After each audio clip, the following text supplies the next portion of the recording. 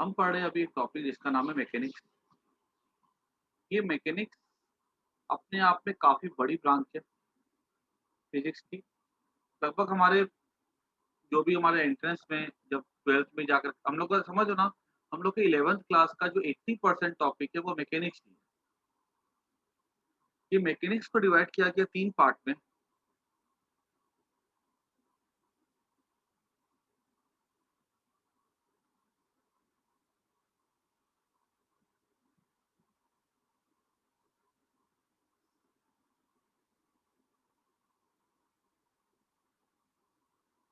एक पार्ट आ जाता है जिसको हम बोलते हैं स्टैटिक्स, एक पार्ट हो जाता है जिसको हम लोग कहते हैं काइनेमैटिक्स,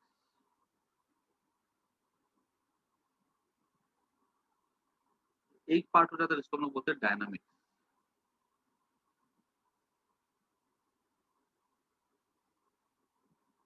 या स्टैटिक्स में we study objects at rest.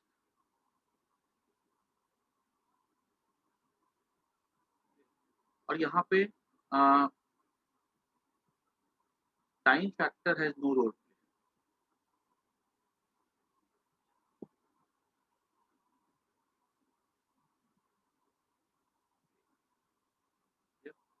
Statics की स्टडी जो होती है जनरली काइनेमैटिक्स के बाद होती है। काइनेमैटिक्स के बाद और डायनामिक्स से पहले। काइनेमैटिक्स में हम स्टडी करते हैं मोशन, स्टडी ऑब्जेक्ट्स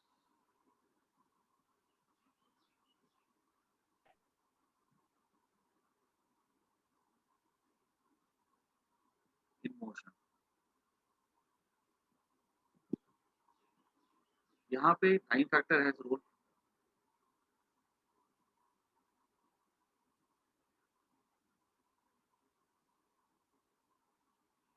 ना अगर मान लो कोई डिस्टेंस है तो वो टाइम पे डिपेंड करता है। और डायनामिक इसमें ना हम लोग खाली स्टडी करते हैं मोशन कि अब ये मोशन के पीछे कारण क्या है, वो हम नहीं पढ़ते, खाली मोशन पढ़ते हैं। इसमें जो चीज़ें आती हैं वो आती हैं displacement, distance, displacement, speed, velocity, acceleration, ये सब चीज़ें इसमें आती हैं। और डायनामिक्स में हम क्या पढ़ेंगे? We study reason behind motion. और मोशन के रीज़न क्या होता है? हमेशा फ़ोर्स होता है ना? और यहाँ पर भी time factor has a role.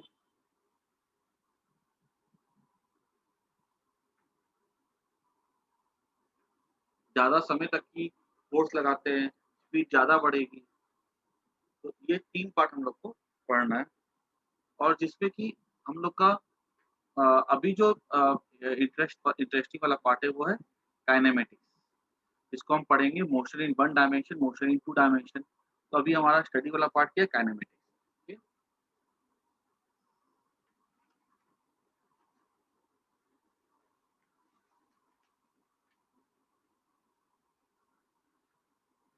अब यहाँ पे आगे बढ़ते हैं।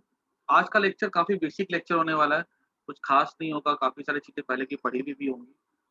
उम, कुछ जैसे देखो हम सर लोग एक बार पढ़ेंगे। प्रीवियस अपन पेज हो गया सर।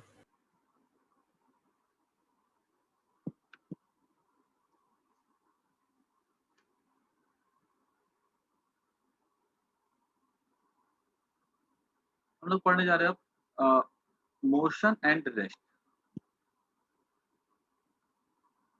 मोशन का मतलब क्या होता है? सबको पता है कि अगर मान लो कोई ऑब्जेक्ट है, अगर उसकी पोज़ीशन चेंज कर रही है विथ रेफरेंस टू सराउंडिंग, तो हम कहते हैं कि वो मोशन में है। और अगर एक पोज़ीशन मैं फटाफट लिख देता हूँ, ये सब बेसिक-बेसिक बातें कुछ ख़ास नहीं है। एक position of object changes with respect to surrounding, we say object is in motion. Sir and ये रेस्ट बेसिक्स नहीं लिखेंगे तो चलेगा ना? हाँ, ये सब क्या है, बेसिक बेसिक बात है, ये सब एग्ज़ाम में पूछा नहीं जाएगा। मैं लिखवा रहा हूँ ताकि एक बेसिक अंडरस्टैंडिंग बन सके। 5 मिनट मुझे एक्स्ट्रा लगेगा लेकिन क्या एक लिंक कनेक्टेड रहेगा। If position of object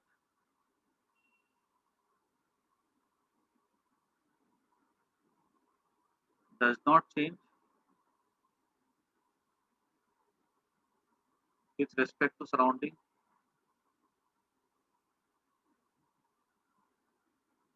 we से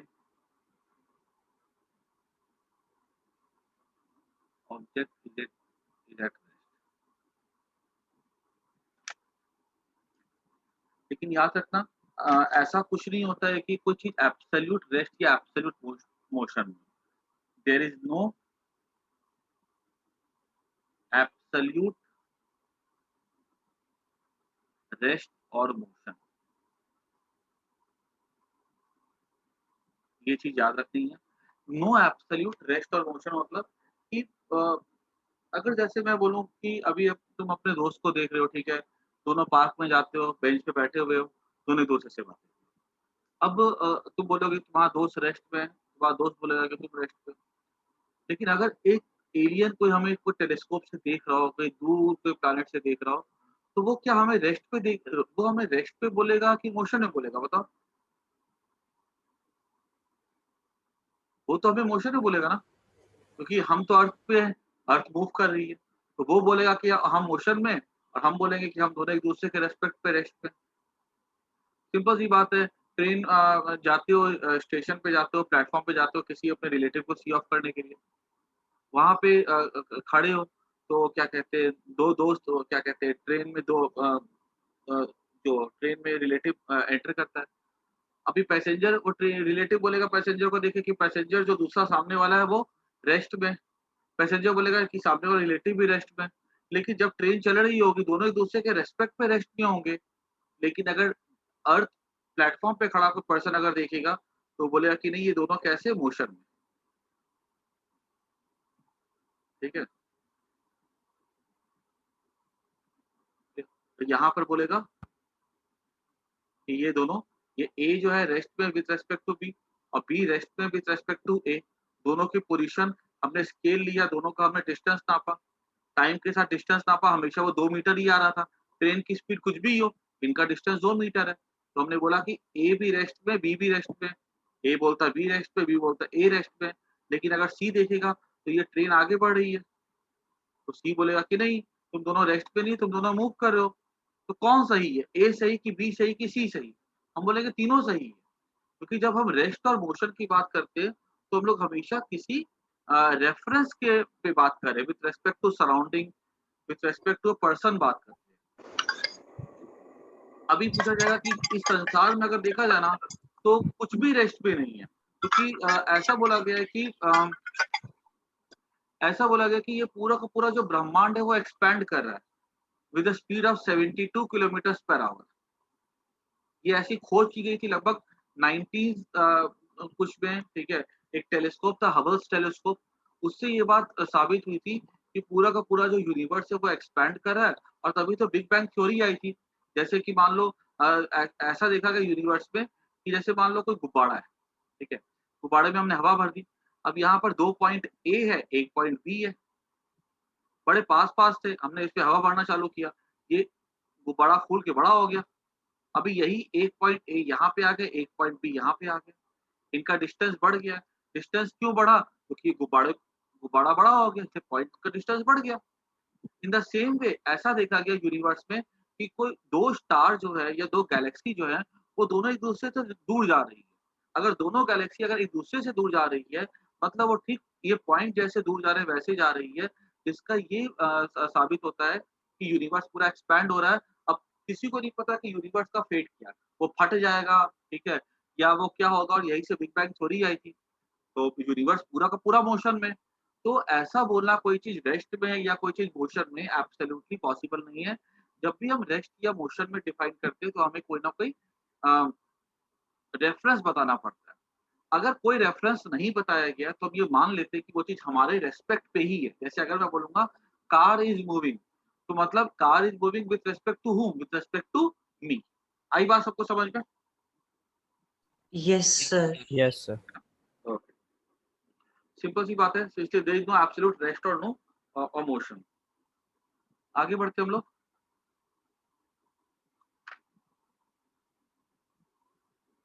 टाइप्स ऑफ मोशन।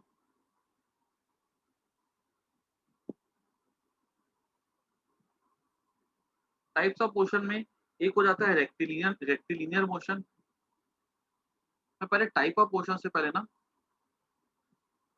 एक मिनट, मैं टाइप ऑफ मोशन से पहले मैं पॉइंट ऑब्जेक्ट समझा देता हूँ। पॉइंट ऑब्जेक्ट क्या होता है,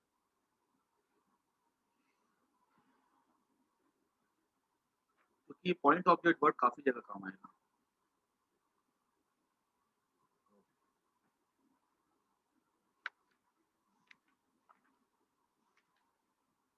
एंड मैं एक बात और बोलता हूँ कि ना अपना थोड़ा सा एक स्टडी करने का एक तरीका है, हैबिट फॉर्म करना। देखो NCERT is a boring book, मुझे पता है, लेकिन एक चीज याद रखना है कि हमारे एंट्रेंस में, मेंस के एग्जाम में ऑलमोस्ट 75% पेपर हमारा एनसीईआरटी से होता है। ऑलमोस्ट हमारे नीट का 90% पेपर हमारा एनसीईआरटी से होता है। एडवांस एग्जाम का, आईआईटी एडवांस का ऑलमोस्ट 30 से 35% पेपर हमारा एनसीईआरटी। इसलिए एक हैबिट बनाओ, जैसे कुछ जैसे चैप्टर 2 हो चुका हुआ है, चैप्टर 1 भी हो गया हुआ है, ठीक है। मैंने चैप्टर 1 के नोट्स भी भेज दिए थे। उसको मुश्किल से 3.5 पेज का नोट्स, 4 पेज का नोट्स है वो, उतना पढ़ जाओगे ना तो कोई दिक्कत नहीं है, पूरा हो जाएगा। तो अब क्या करना है, चैप्टर 1 और चैप्टर 2 ना एनसीईआरटी से एक पेन या मार्कर लेकर के बैठो, एक एक लाइन को रीड करो और जो भी इंपॉर्टेंट लगे ना उसको वहां पे अंडरलाइन करते चले जाओ। और एक-एक चैप्टर कम से कम 3 बार 4 बार पढ़ो। शायद से हो सकता है कोई चैप्टर समझ में या कोई लाइन समझ में ना आए, ठीक है? तो मुझे बोल दो कि सर यहाँ पे मुझे को दिक्कत हो रही है। तो मैं क्या करूँगा, मैं स्क्रीन शेयर करके वो एनसीईआरटी की बुक खोल के मैं वो पर्टिकुलर वो लाइन को ही क्लियर कर दूँगा वहाँ पे, ठीक है ऐसा? ताकि पूरे अच्छे से समझ में आ जाए। क्योंकि एनसीईआरटी से डायरेक्ट क्वेश्चन्स आते हैं, याद रखना इस चीज़ को। अगर कोई बुक अगर सर देखिएगा ना, एनसीईआरटी नहीं है। तो बेस्ट बुक जो मानी जाती है, ठीक है, वो एनसीईआरटी मानी जाती है। और दूसरी बात, जो जो पास्ट ईयर के पेपर होते हैं वो जो सबसे इम्पोर्टेंट होते हैं हमारे एंट्रेंस के लिए। और एनसीईआरटी से क्वेश्चंस तो हमारे इसमें भी आते हैं। और देखो मैंने एनसीईआरटी के जो मैंने क्या कहते हैं क्वेश्चंस मैं भेजता भी हूँ, वो एनसीईआरटी से होते हैं। मैं कुछ-कुछ अच्छे-अच्छे क्वेश्चंस एनसीईआरटी के करवा भी देता हूँ, ठीक है ना?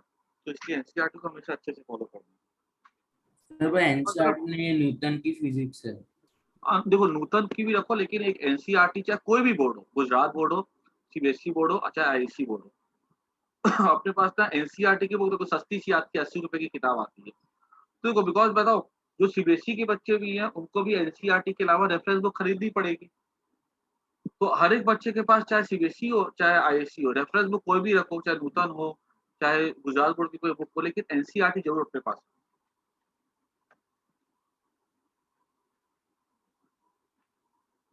और एक-एक लाइन को ना रीड करो, बिकॉज़ एनसीईआरटी में पता है एक बार क्लास में चैप्टर समझा हुआ हो जाए ना, तो फिर एनसीईआरटी समझ अच्छे से आ जाती है। एनसीईआरटी क्या एक्चुअली बताऊँ, अ, एनसीईआरटी में जो बाकी किताबों में जो चीज़ें 2 पेज में समझाई गई है ना, वो एनसीईआरटी में इन लोगों ने मुश्किल से 8 या 10 लाइन में खत्म कर दी। सिर्फ़ 8 या 10 लाइन में। बच्चों को लगता है एनसीईआरटी में तो कुछ है ही नहीं, लेकिन वो 8 से 10 लाइन में पता है बहुत कुछ होता है। बहुत सारा कंटेंट होता है जो वहाँ पे छिपा हुआ होता है और उसपे से डायरेक्ट क्वेश्चन्स आते हैं। इनफैक्ट मैं बताऊँ, फिजिक्स पे तो आते ही आते हैं, केमिस्ट्री में तो और ज़्यादा आते हैं। तो और क्या कहते हैं, नीट वालों के लिए तो एनसीईआरटी में से और ज़्यादा, मतलब नीट में तो और ज़्यादा आते हैं, मेंस में 80% आते हैं, तो नीट में 90% आते हैं।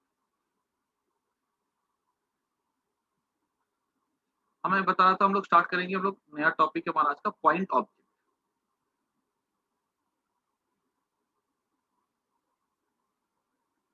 तो पॉइंट ऑब्जेक्ट का मतलब क्या होता है कि सीधी-सी बात है, अगर हम बोले तो ऑब्जेक्ट बहुत छोटा है अगर, तो उसको हम लोग बोलते हैं पॉइंट ऑब्जेक्ट। और इसका इंट्रोडक्शन क्यों करवाया गया इस चैप्टर में? क्योंकि हम जितने भी फ़ॉर्मूलाज़ देखते हैं, वो सब कुछ हम पढ़ते हैं छोटे ऑब्जेक्ट के लिए, है ना? अब जैसे मान लो कोई बॉडी है, कार है। अब वो कार अगर मूव कर रही है, ठीक है? वो कार जैसे मान लो कार ने ब्रेक मारा, अब ब्रेक मार के गाड़ी स्किड कर गई। अब अगर हमको फ़ॉर्मूला यूज़ करना है S = UT + ½ AT², तो मैं कार के कौन से पॉइंट के लिए यूज़ करूँ? कार तो ऐसी आ रही थी, ठीक है,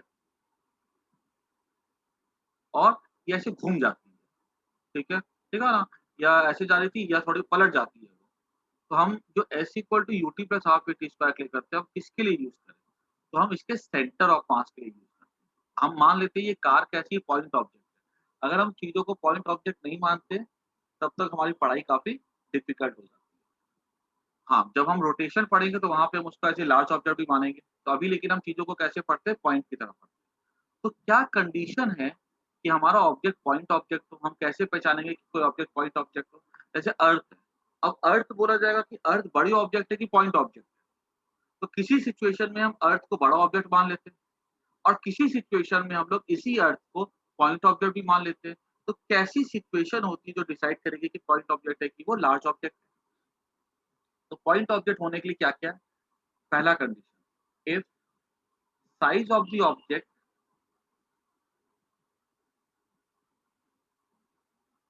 is very small in comparison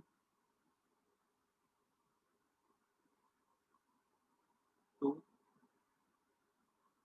the distance covered by body, it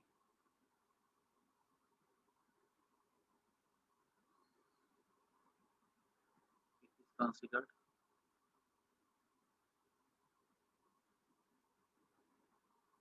point of. एक बात देखो, ये 3 तरीके मैं बताने जा रहा हूँ जिससे कि हम तीनों में से जो भी तरीका सूटेबल बैठता है किसी सिचुएशन में, हम उस तरीके को सोच करके डिसाइड करते हैं कि पॉइंट ऑब्जेक्ट होगा कि नहीं। दूसरा, if time taken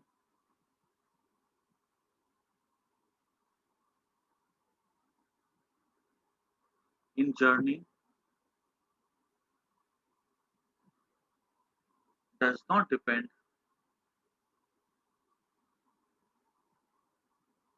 on size of object,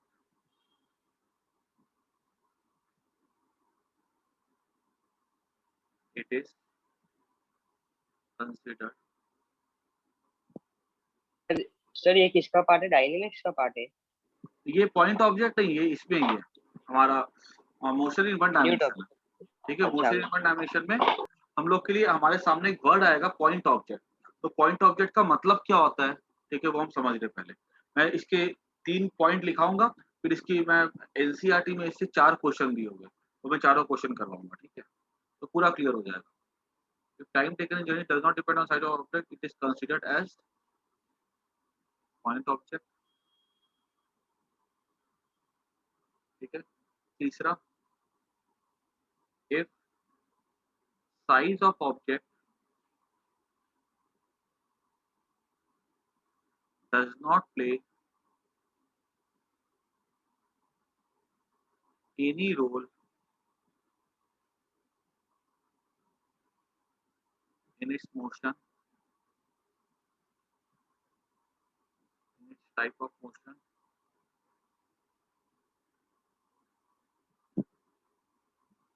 is point object, ठीक है। ये 3 पॉइंट है, पहले तीनों पॉइंट को फटाफट नोट कर लो, फिर मैं आगे तीनों पॉइंट को समझाता हूँ और एनसीईआरटी का क्वेश्चन नंबर 1 भी लेता हूँ, पूरा क्लियर हो जाएगा। इसको पहले फटाफट नोट कर लो एक बार।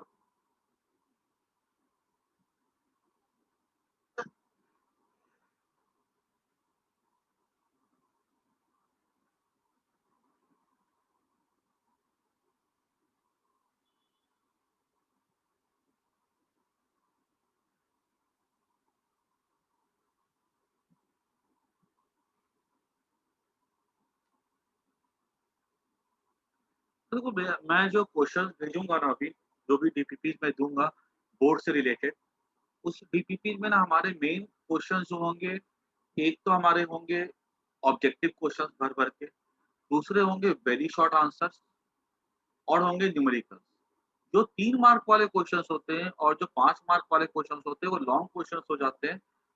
या तो वो न्यूमेरिकल्स आते हैं, नहीं तो वो जो क्लास में पढ़ाई हुई थ्योरी है वो पूछी जाती है। ठीक है?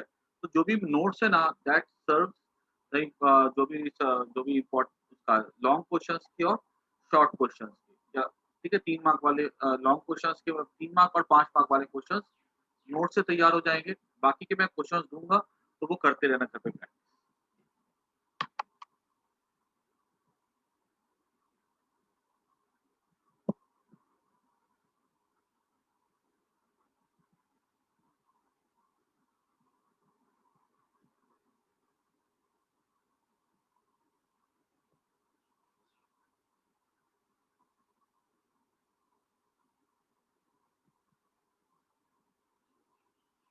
हो गया लिखा हुआ?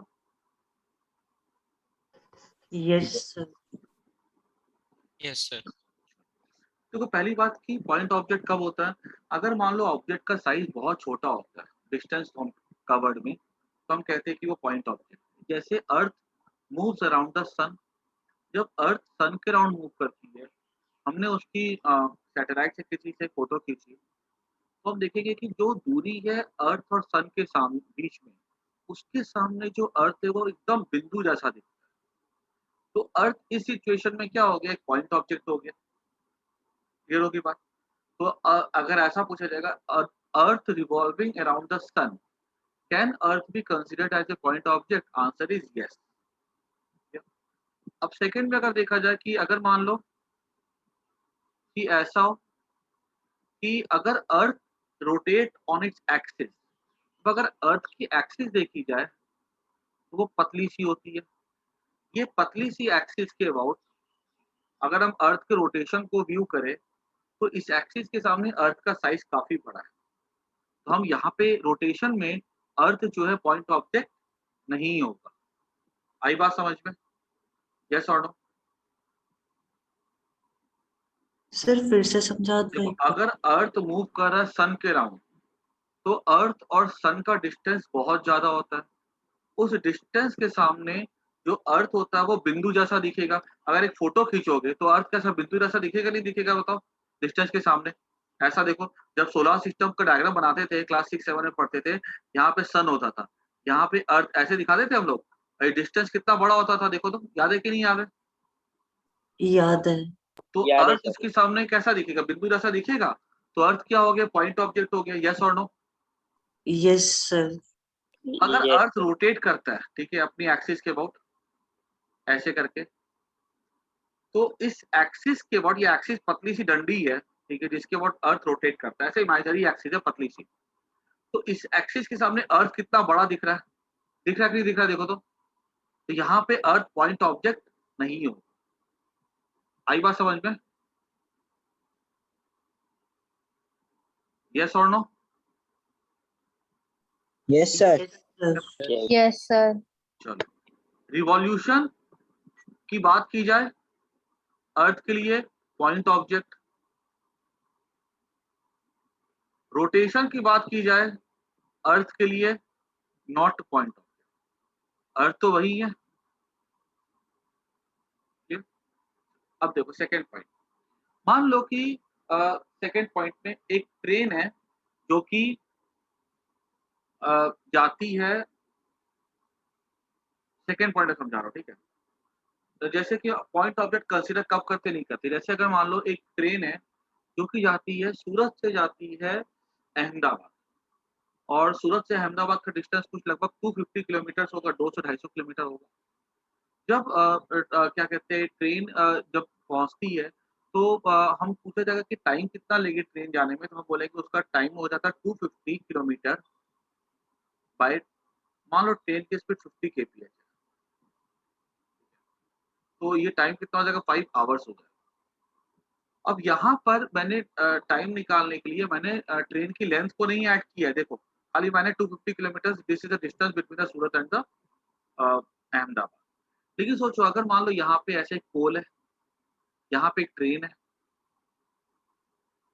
ये पोल जो है ट्रेन क्रॉस करेगी पोल को, ट्रेन की लेंथ है 100 मीटर। तो हमसे पूछा जाएगा कि ये ट्रेन कितना टाइम लेगी पोल को क्रॉस करने में। तो पोल को क्रॉस करने का मतलब ये हुआ, ट्रेन क्रॉस करेगी मतलब इसका जो पीछे वाला एंड है वो पोल के आगे निकल जाना चाहिए, मतलब फिगर ऐसा होना चाहिए, ये वाला पार्ट यहाँ पे होना चाहिए। तो ऑब्वियस सी बात है डिस्टेंस कितना हो गया 100 किलोमीटर और हमको ट्रेन की स्पीड मान लो दी गई 50 किलोमीटर पर आवर, तो टाइम कितना हो जाएगा 100 किलोमीटर बाय 50 kph या 100 मीटर है सॉरी, तो 50 kph, तो हम इसको निकाल लेंगे, जो भी आएगा 0 पॉइंट समथिंग आएगा टाइम, ठीक है। तो यहाँ पे अगर हम ट्रेन को, जब ट्रेन एक पोल को क्रॉस करती है तो वहां पे ट्रेन को हम एक पॉइंट ऑब्जेक्ट कंसीडर नहीं कर सकते, लेकिन अगर वही ट्रेन एक स्टेशन से दूसरे स्टेशन तक जाती है तो उसको हम लोग पॉइंट ऑब्जेक्ट कंसीडर कर सकते हैं। और वैसे भी अगर ट्रेन एक स्टेशन से दूसरे स्टेशन जाती है, दूसरा स्टेशन काफी दूर होता है, अगर हमने सैटेलाइट से पिक्चर ली तो ट्रेन हमको उस दो स्टेशन के बीच में एक बिंदु जैसी दिखेगी, वो पॉइंट ऑब्जेक्ट हो जाएगा। तो अगर ऐसा क्वेश्चन आता है, a train a train which moves between two stations without jerk, ये पॉइंट ऑब्जेक्ट होगा कि नहीं होगा? तो आंसर है पॉइंट ऑब्जेक्ट होगा। A train crossing a pole, a train crossing a bridge, can it be considered as a point object? Answer is no. बात समझ में आई कि नहीं आई? बोलो हाँ या ना। yes sir, सबको आ गया? क्लियर हो गया सबको? तुम लोग हाँ ना Yes. बोला करो यार, तुम लोग बैठे, तुम लोग मूंगफली खा रहे होते बैठ के, क्या कुछ बोलते नहीं हाँ ना? हाँ सर बोल तो रहे। बोल रहे हो ना? No sir. चलो बोला करो, ऐसे क्या बोलते हो? मेरे को लगता है कि हाँ भैया आप सब प्रेजेंट है। ऐसे लगता है कोई चालू करके भाई कोई बैडमिंटन खेलने चला गया, कोई टीवी देख रहा है बैठ रखे। अच्छा उसके बाद देखो नेक्स्ट में, if the size of the object does not play any role in its type of motion it is a point object, ठीक है। मतलब अगर कोई ये थर्ड पॉइंट ना मैं बाद में समझाता हूँ, ठीक है, एक एग्जांपल लेकर। अभी इससे रिलेटेड देखो एक क्वेश्चन है एनसीईआरटी, तो एनसीईआरटी की चैप्टर नंबर 3 का क्वेश्चन नंबर 1 है, तो मैं क्वेश्चन भी पढ़ लेता हूँ और मैं आंसर ही बताता हूँ।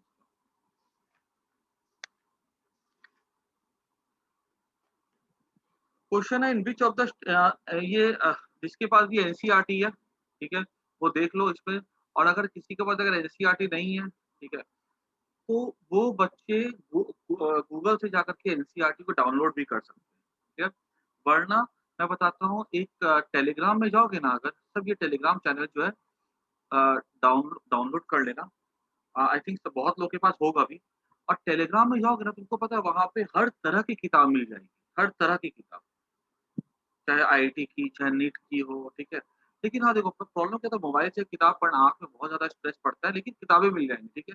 अगर मान लो किसी के पास अगर अभी एनसीईआरटी नहीं है तो डाउनलोड करके हम काम चला लो, बाद में खरीद लेना, ठीक है ना।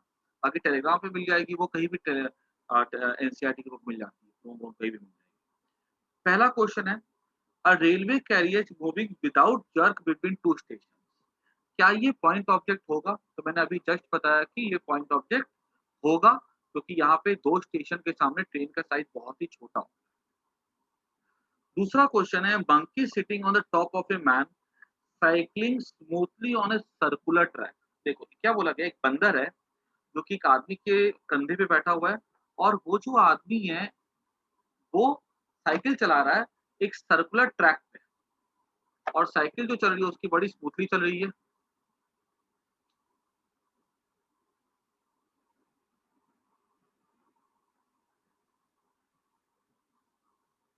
जो साइकिल है वो बड़ी स्मूथली चल रही है, ठीक है। आदमी के कंधे पे कौन बैठा हुआ है? बंदर बैठा हुआ है। डायग्राम थोड़ा कॉम्प्लेक्स हो जाएगा। और साइकिलिंग स्मूथली, देखो स्मूथ साइकिल कब चलती है सर्कुलर ट्रैक पे? जब सर्कुलर ट्रैक बहुत बड़ा हो, है ना। अभी जैसे सिंपल सा एग्जांपल ले लो, मैं बोलूंगा कि एक्टिवा लेके निकलो और टर्न लेना है। जब टर्न बहुत शार्प लेते हो, जब छोटे से रेडियस का टर्न लेते हो, तो टर्न लेना मुश्किल हो जाता है। लेकिन अगर एक बड़ा सा ट्रैक होता है, ठीक है, तो हमारे लिए टर्न लेना ये आसान हो जाता है। जैसे जाओगे उसके लिए क्या कहते हैं, आरटीओ जाओगे टेस्ट के लिए, तो वो लोग 8 बना करके रखते हैं, तो 8 कितना नैरो रहता है, वहां पे टर्न लेना मुश्किल होता है, स्मूथ टर्न नहीं हो पाता है वो। यहाँ पे बंदर बैठा हुआ है और आदमी के कंधे पे, और स्मूथ टर्न हो रहा है। स्मूथ टर्न, यहाँ स्मूथ वर्ड में ये बोला गया है कि रेडियस जो है ना उसका काफी बड़ा है, और अगर रेडियस बड़ा है तो उसके सामने बंदर तो काफी छोटा होगा। बंदर छोटा होगा तो बंदर कैसा हो गया, पॉइंट ऑब्जेक्ट हो जाएगा। तो सेकंड केस में क्या लिखेंगे हम लोग, yes monkey can be considered as a point object.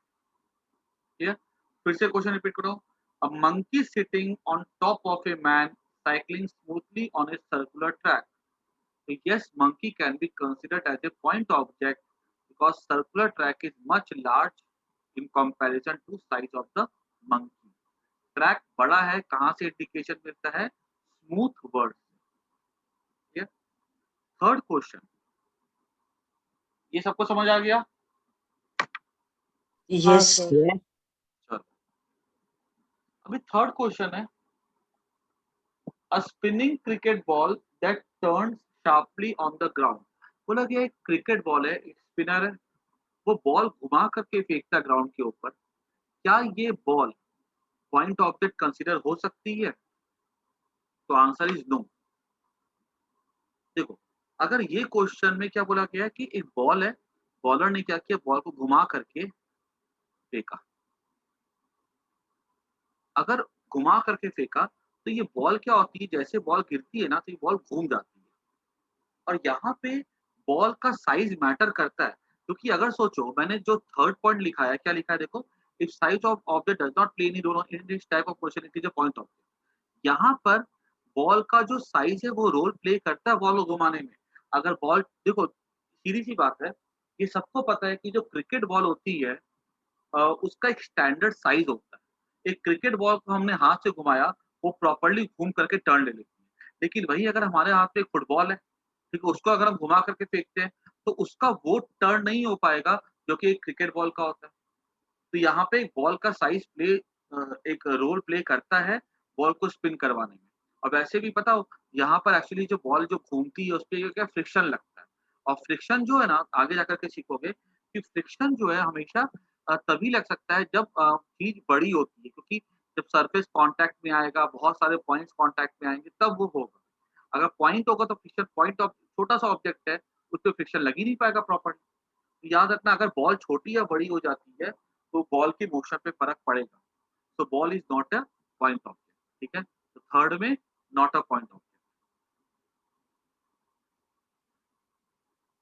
Because the size of the ball affects the motion.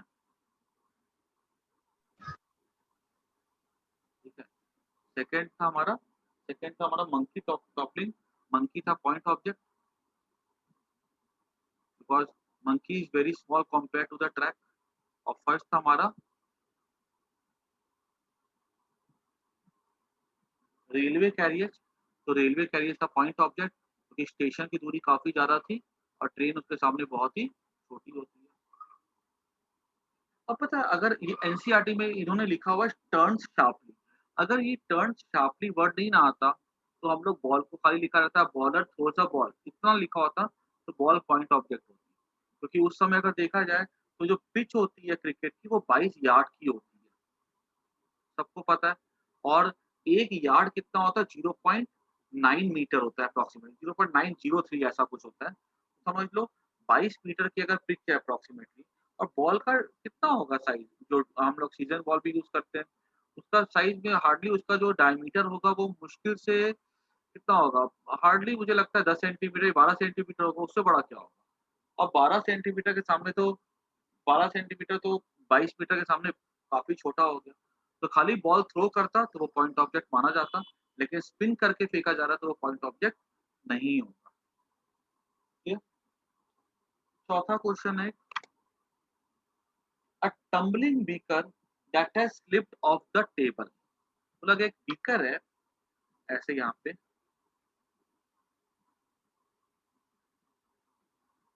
ऐसे ठीक है, जो कि स्लिप कर रहा है ऑफ द एज, ये एज है। तो एज कितना बारीक होता है, एज कोई भी टेबल का एज देखो, टेबल की बात ही हो रही है यहाँ पे टेबल के एज की बात हो रही है। अगर एज की बात हो रही है तो एज कितना पतला होता है, उसके सामने ये जो ग्लास ऑफ बीकर है वो काफी बड़ा है। तो यहाँ पे हम लोग चूंकि एज की बात हो रही है, इसलिए ग्लास के not be considered as a point of, because edge is much larger than the glass. एक तरीका ये हो गया समझने का। अगर दूसरे तरीके से बात करूँ ना मैं, तो ये चीज आगे जाकर के हम देखेंगे क्लास अभी रोटेशन चैप्टर में कि होता क्या है, कोई चीज क्यों ऐसे करके लुढ़कती है, क्योंकि उस पे ना एक फोर्स लगता है mg। और जब कोई चीज लुढ़कती है ना, ऐसे मतलब टॉपल करती है, टॉपल मतलब ऐसे लुढ़क जाना, तो वो ग्लास कुछ ऐसा हो जाता है। ये ना थोड़ा समझ में आता है, जितना समझ लो, ठीक है। बाकी हम लोग को ये रोटेशन चैप्टर में जाकर के सीखना है। तो जब कोई चीज घूम करके गिरती है ना, तो वहां पे क्या देखोगे आगे जाके रोटेशन में, कि जो mg फोर्स होता है ना, ये यहाँ पे एक टॉर्क अप्लाई करता है। टॉर्क मतलब रोटेटिंग इफेक्ट। और ये जो टॉर्क होता है ना, वो दो चीज पे डिपेंड करता है, एक तो फोर्स के ऊपर, और दूसरा वो डिपेंड करता है कि इसका दूरी, जो फोर्स की दूरी जो है ना, यहाँ से जिस पॉइंट के अबाउट बॉडी घूम रहा है, उसकी दूरी कितनी है। अब ऑब्वियस सी बात है, अगर ये बीकर बड़ा होगा, ये एक्स की वैल्यू बड़ी होगी, वो ज्यादा तेजी से रोटेट करेगा, उसके मोशन पे फर्क पड़ेगा साइज की वजह से। अगर मोशन पे साइज की वजह से फर्क पड़ रहा है, तो हम बोलेंगे कि ये पॉइंट ऑब्जेक्ट नहीं है। तो दोनों तरीके से समझ सकते हो इस पॉइंट को। ऐसा ही बोल सकते हो कि यहाँ पे जो स्पीकर का साइज होता है, वो एज के कंपैरिजन में काफी बड़ा होता है, तो it is not a point object. दूसरी बात ऐसे ही बोल सकते हैं, जो बीकर का साइज होता है उससे उसके मोशन पे फर्क पड़ता है, तो वो पॉइंट ऑब्जेक्ट नहीं होता। इतनी बात सबको समझ में आ गई, यस और नो? सर सर ठीक ये से नहीं बीकर आई। वाला फिर से समझा दो। कौन सा चौथा समझाना, ये वाला बीकर वाला? Yes sir. देखो, एक काम करो, अपने घर पे ना देखो, जहां पर भी बैठे हो वहां पर देखो टेबल है, टेबल का एज दिख रहा है, देखो तो ध्यान से। Yes sir. टेबल का एज पतला है कि मोटा है? एकदम देखो, टेबल पतला है। पतला सा है ना। अब बताओ, ग्लास का जो बीकर होता है, ठीक है, वो कितना चौड़ा होता है कि नहीं होता, बताओ उसका बेस। होता है। तो ये चौड़ा हुआ, और ये चीज पतली हुई बेस, तो क्या ये जो बेस है इसका, उसका विड्थ क्या इसके सामने छोटा है, एज के सामने? No sir. तो वो पॉइंट ऑब्जेक्ट हुआ कि नहीं हुआ? हुआ हुआ। पॉइंट ऑब्जेक्ट हुआ। अगर एज बड़ा है, मतलब बड़ी चीज थोड़ी पॉइंट ऑब्जेक्ट होती है, छोटी चीज पॉइंट ऑब्जेक्ट होती है ना। सर एज की बीकर। मैं ये बोल रहा हूँ, ग्लास ग्लास ग्लास जो हुआ पॉइंट ऑब्जेक्ट हुआ कि नहीं हुआ, ग्लास की बात कर रहा हूँ मैं। सर वो बड़ा है तो नहीं होगा। तो बड़ा है, तो ग्लास अगर बड़ा है एज के सामने, तो ग्लास पॉइंट ऑब्जेक्ट हुआ कि नहीं हुआ? नहीं हुआ। नहीं होगा, नहीं ग्लास हुआ बड़ा है सर। ना, है ना? आई बात समझ में? और उसके बाद ऐसा देखा गया है कि मतलब सिंपल भाषा में बोलूँ ना, देखो अगर मान लो ग्लास अगर काफी बड़ा हो ना, तो जल्दी से टर्न कर जाता है, जल्दी से गिर जाता है। ठीक है, इसका इसका रीजन आगे जाकर के सीखोगे। नहीं भी समझ में आ रहा तो पहले पॉइंट समझ के निपटा दो कि ग्लास का जो बेस होता है वो इसके सामने काफी बड़ा होता है, तो it is not a point of. Yes और नो? Yes sir. ठीक है ना? और अगर याद रख सकते हो तो याद रख लेना, बड़ा ग्लास जो होता है वो जल्दी जल्दी लुढ़क जाता है। लुढ़कने का मतलब समझते हो ना? हाँ सर। ठीक जल्दी है ना? पलट। सर हाँ, वो रोटेट कर जाना। ग्लास ऐसा जब हम एज पे रखते हैं, ग्लास कैसे गिरता है, ऐसे गिरता है कि नहीं गिरता, देखो ऐसा। तो ये इसको क्या बोलते हैं, इसको हिंदी में लुढ़कना बोलते हैं, इसको कहते हैं रोटेट, टॉपलिंग कहते हैं इंग्लिश में। अगर ग्लास बड़ा होता है ना, तो ये तेजी से घूम करके गिरता है, तो बड़ा साइज बड़े होने से इसके मोशन पे फर्क पड़ जाता है। कोई दिक्कत किसी को, आप पूछो। नहीं सर। ठीक है ना?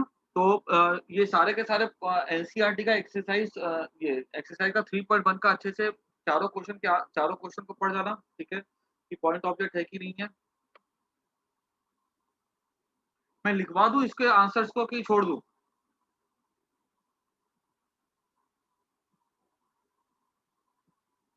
बोलो।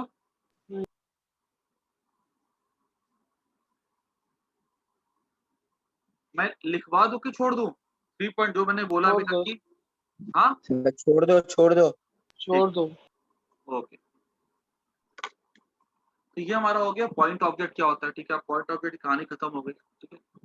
अब हम लोग कुछ बेसिक बातें और करते हैं। उन बेसिक बातों में आता है ओरिजिन,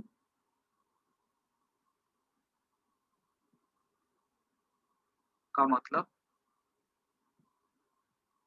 सेकंड, ओरिजिन के बाद आएगा रेफरेंस एक्सिस।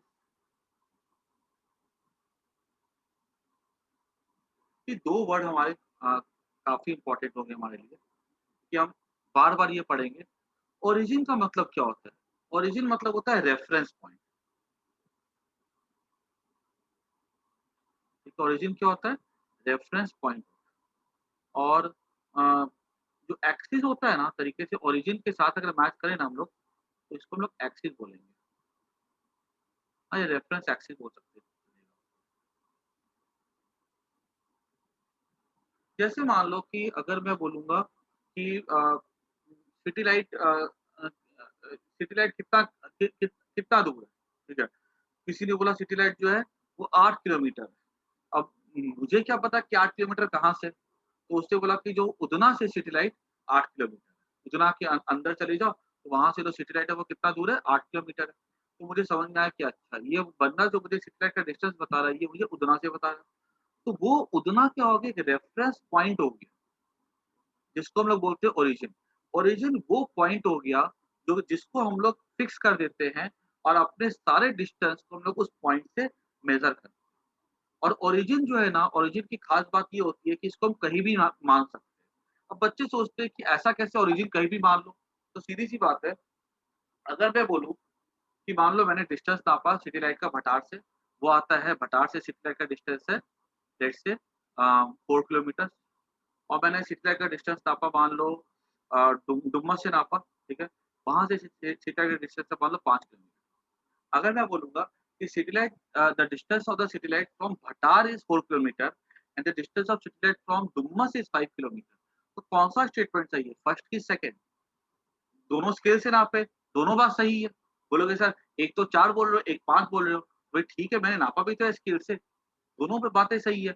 बस दोनों बातों में फ़र्क क्या है कि एक में मेरा ओरिजिन भटार है और एक में मेरा ओरिजिन डुमस। तो ये क्या कहलाता है, जो डुमस और भटार जो हो गए, ये क्या हो गए? ओरिजिन हो गए, जहाँ से हम डिस्टेंस को नापते हैं। आई बात समझ में? ठीक है? अब मान लो कोई पॉइंट है P यहाँ पे, ठीक है? तो मैं मेरे से पूछा गया कि यहाँ पे इसकी दूरी बताओ। तो मैंने बोला कि इसका इसका लोकेशन बताओ। तो मैंने क्या किया, मैंने यहाँ पर एक पॉइंट ड्रॉ कर दिया O, और मैंने बोल दिया कि भई ये पॉइंट जो है O से 2 किलोमीटर्स, ठीक है? O क्या हो गया? मेरा एक स्टैंडर्ड पॉइंट हो गया। अब मेरे से पूछा गया कि मेरे को अगर मान लो P पे जाना है, तो मैं P पे कैसे जाऊँ? P का कोई डायरेक्शन बताओ। डायरेक्शन कैसे बताएँ अब? ये तो खाली मैं बोल सकता हूँ कि 2 किलोमीटर, डायरेक्शन कैसे बताएँ? डायरेक्शन बताने के लिए क्या किया गया? बोला ठीक है, मैंने क्या किया, एक लाइन ऐसे ड्रॉ कर दी और एक लाइन मैंने ऐसे ड्रॉ कर दी। और ये मैंने बोल दिया, इसको नाम दे दिया वाई एक्सिस, इसको नाम दे दिया मैंने एक्स एक्सिस। और ये एक्स और वाई एक्सिस क्या हो गया? मेरी रेफरेंस एक्सिस हो गई। जब रेफरेंस एक्सिस ड्रॉ की जाती है तो ध्यान रखा जाता है कि रेफरेंस एक्सिस भी हम कैसे भी ड्रॉ कर सकते हैं, ठीक है?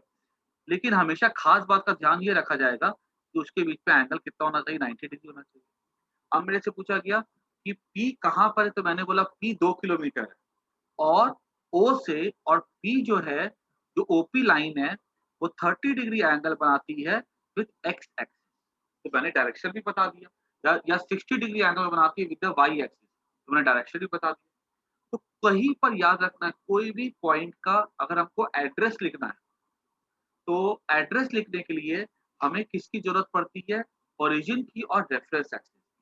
ओरिजिन हमको ये बताता है कि वो जो पॉइंट हम चूज़ करते हैं वो उससे कितना दूर है, और जो रेफरेंस एक्सिस होती है वो हमको डायरेक्शन बताने के में हेल्प करती है। ज्योग्राफी में हम डायरेक्शन बताते हैं नॉर्थ, साउथ, ईस्ट, वेस्ट, ठीक है? South east, south west. लेकिन फिजिक्स में हम जो डायरेक्शन बताते हैं वो बताते हैं by the help of the angle with some reference axis, ठीक है? तो यहाँ पे हमने इसका एंगल से बता दिया।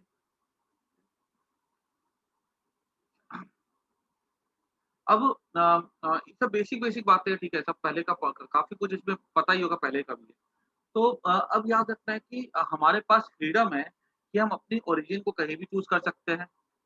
हमारे पास फ्रीडम है कि अपने रेफरेंस एक्सिस को कैसे भी चूज़ करें। लेकिन ध्यान रखना है कि रेफरेंस एक्सिस कैसे भी चूज़ करो, angle between them should be 90 degree.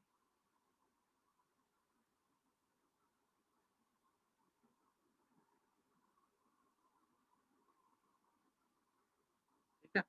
अभी जैसे देखो मैं बताऊँ अगर थोड़ा बहुत कच्चा-पक्का भी समझ में आता है तो कोई दिक्कत नहीं है। जैसे अभी बताओ मैं पढ़ाऊँगा ये चैप्टर क्या कहते हैं लॉज़ ऑफ मोशन अभी आगे जाकर अ, उसमें फोर्थ लॉज़ एंड मोशन में, ठीक है? तो उसमें क्या देखना कि उसमें ना जैसे एक इंक्लाइंड प्लेन होगा जैसे झूला होता है, तो झूले में बॉडी क्या होती है ऐसे नीचे सर के गिरती है। अगर मान लो बॉडी अगर हमने ग्राउंड पे बॉडी को रखा और ग्राउंड पे बॉडी अगर ऐसे मूव कर रही है, तो हम अपनी एक्सिस को ऐसा चूज़ करके ये एक्स एक्सिस लेते हैं, ये वाई एक्सिस लेते हैं। ये हमारे लिए आसान पड़ता है। एंगल कितना रखते हैं 90 डिग्री रखते हैं। लेकिन जब बॉडी एक झूले से नीचे ससर के आती है, तो हम अपनी एक्सिस को ऐसा रखते हैं, हम इसको ऐसे लेते हैं एक्स एक्सिस और ऐसे लेते हैं वाई एक्सिस और इनके बीच का एंगल हम क्या रखते हैं 90 डिग्री ऐसा रखते हैं। 90 डिग्री एंगल फिक्स है, लेकिन हम अपने एक्सिस के ओरिएंटेशन को चेंज कर लेते हैं। पहले ये ग्राउंड के पैरेलल है, अभी ये ग्राउंड के पैरेलल नहीं है, इंक्लाइंड प्लेन के पैरेलल है। आई बात सबको समझ में? Yes sir. Yes sir. तो यस तो सर।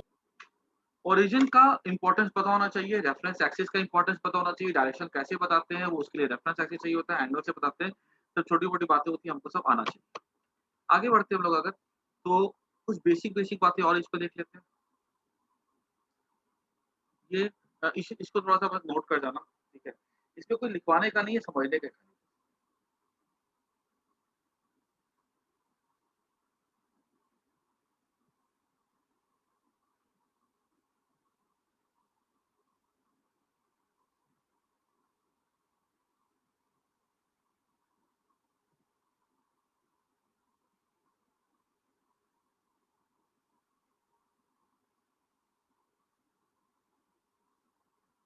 अभी हमसे पूछा जाएगा टाइप्स ऑफ मोशन।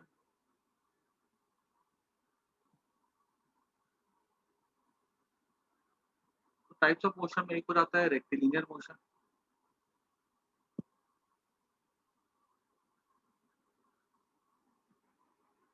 दूसरा हो जाता है हमारा अ, रोटेशन मोशन, तीसरा हो जाता है सर्कुलर, चौथा हो जाता है ऑसिलेशन, ऑसिलेटरी मोशन और एक हो जाता है वाइब्रेशन, एक हो जाता है ट्रांसलेटरी मोशन।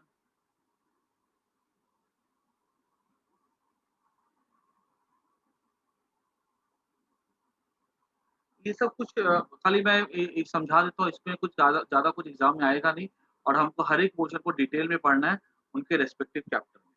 अगर तो बॉडी पॉइंट ऑब्जेक्ट है और मूव करती है स्ट्रेट लाइन में, तो वो कहलाता है रेक्टिलिनियर, ठीक है? पॉइंट ऑब्जेक्ट है और सीधा मूव कर रहा है। जैसे कि कार है, जो कि एक स्टेशन से दूसरे स्टेशन जा रही है, तो वो क्या हो गया? उसका एक स्ट्रेट रोड पे जा रही है, उसका मोशन क्या हो गया? Rectilinear motion. तो straight line motion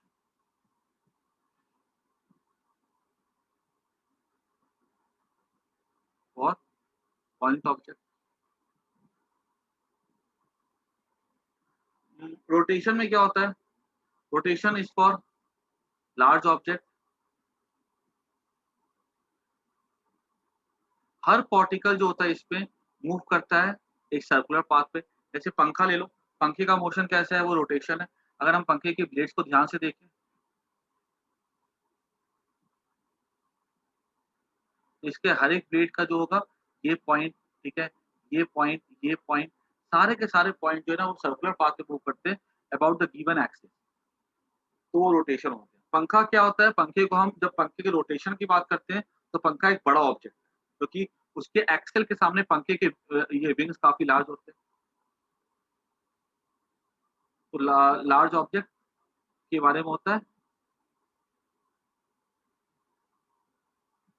all point move in circular path about x. Circular motion में क्या हो जाएगा, इसमें भी क्या होता है, तो पार्टिकल होते हैं वो सर्कुलर पाथ पे मूव करते हैं।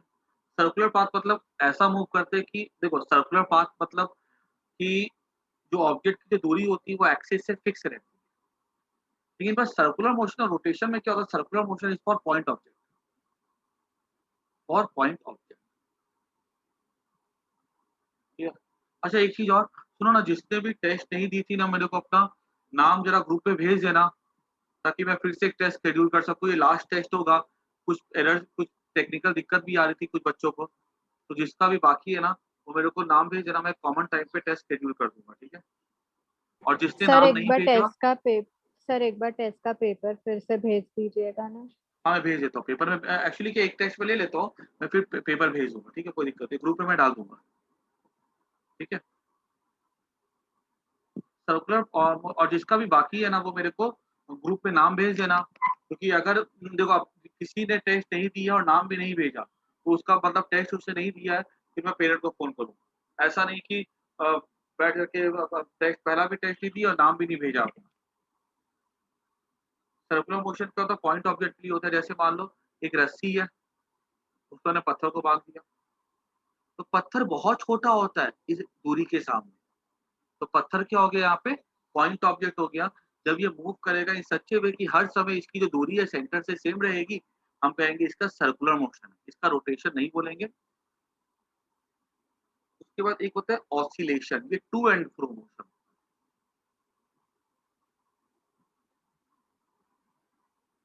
टू एंड फ्रो मोशन मतलब पेंडुलम है ना, इधर गया इधर आया इधर गया।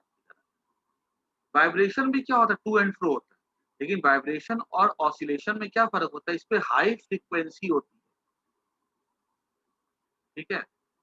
जैसे कि अगर मान लो मैं एक एग्जांपल दूं, जैसे ये देखो ये ऑसिलेटरी मोशन है,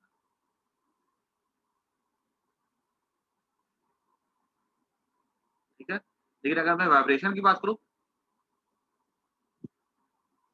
ये वाइब्रेशन हो, अगर एक सेकंड में बहुत सारे ऑसिलेशन हो रहे हैं, ठीक है, 30 40 50 100 हो रहे हैं, तो हम कहते हैं कि वो वाइब्रेशन है। लेकिन अगर एक सेकंड में बॉडी धीरे धीरे मूव करता है, 2 बार किया 4 बार किया बस, तो वो कहलाता है वाइब्रेशन मोशन, ठीक है। और ट्रांसलेटरी मोशन क्या होता है, आ, इसमें ये लार्ज ऑब्जेक्ट्स के लिए होता है, पहली बात तो डिफाइन, ठीक है। रेक्टिलिनियर मोशन जो होता है ना वो पॉइंट ऑब्जेक्ट के लिए होता है, ये लार्ज ऑब्जेक्ट के लिए होता है। और इसकी खास बात क्या होती है, all particles of body have same velocity, all large object के लिए होता है all particles of body of same velocity. जैसे मान लो हम अगर एक मान लो डस्टर है या कोई मान लो, ठीक है, इसको हम आगे मूव करवा रहे हैं स्लोली, इसका ये वाला पॉइंट, इसका ये वाला पॉइंट, इसका ये वाला पॉइंट, सब के सब साथ साथ मूव कर रहे हैं, ठीक है। एक हर एक की वेलोसिटी की डायरेक्शन और वैल्यू सेम है, तो हम कहते हैं कि जस्टर के पास कैसा मोशन है, ट्रांसलेटरी मोशन, ठीक है। अगर मान लो अ, अगर मैंने इस जस्टर को लेकर के ऐसा घुमा दिया, ठीक है, कोई वुडन ब्लॉक कुछ भी घुमा दिया और ये वाला पॉइंट मूव नहीं कर रहा है, ऊपर वाला नीचे जा रहा है, इस ये रेस्ट पे होगा, ये फिक्स है। और ये वाला इसकी स्पीड ज़्यादा होगी, इसकी स्पीड थोड़ी कम। तो अगर अलग-अलग पार्टिकल की स्पीड अगर अलग-अलग होती है, तो उसको हम लोग वो ट्रांसलेटरी मोशन नहीं होती, ठीक है। Large all particles of body of same velocity, ठीक है। इसकी ये ट्रांसलेटरी और रोटेशन, इसकी डिटेल स्टडी जो होती है रोटेटरी रोटेटरी मोशन में होती है। ऑसिलेशन की वाइब्रेशन की डिटेल स्टडी एसएचएम में होती है, ठीक है। रेक्टिलिनियर मोशन हम लोग बेसिकली अभी पढ़ेंगे। बाकी ये जितने भी पॉइंट्स है ना, ठीक है, ये सब हम लोग डिटेल में आगे आने वाले चैप्टर्स में पढ़ेंगे, ठीक है। आज के लिए काफ़ी इतना, कल के लेक्चर्स में हम लोग इसके अच्छे क्वेश्चंस करेंगे। बेसिक लेक्चर में अब कुछ बचा नहीं पढ़ाने के लिए। अब हम लोग नेक्स्ट क्लास में इसकी हम लोग एनसीईआरटी के अच्छे लेवल के क्वेश्चंस करेंगे, ठीक है? और प्रीवियस ईयर के भी क्वेश्चंस करेंगे और थोड़ा-सा अपने वो भी रिवाइज़ करेंगे।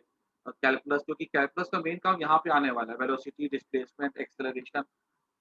एक्चुअली देखा जाए ना, तो मैंने ये chapter motion in one dimension जो है ना, मैंने ऑलमोस्ट 30% शुरुआत में कंप्लीट कर लिया था, जब मैंने वो पढ़ाया था, डिफरेंशिएशन और इंटीग्रेशन पढ़ाया था। ठीक है? तो अपने को ज़्यादा दिक्कत नहीं होगी यहाँ पे। चलो आज के लिए काफ़ी है इतना। Bye, take care. Bye sir, thank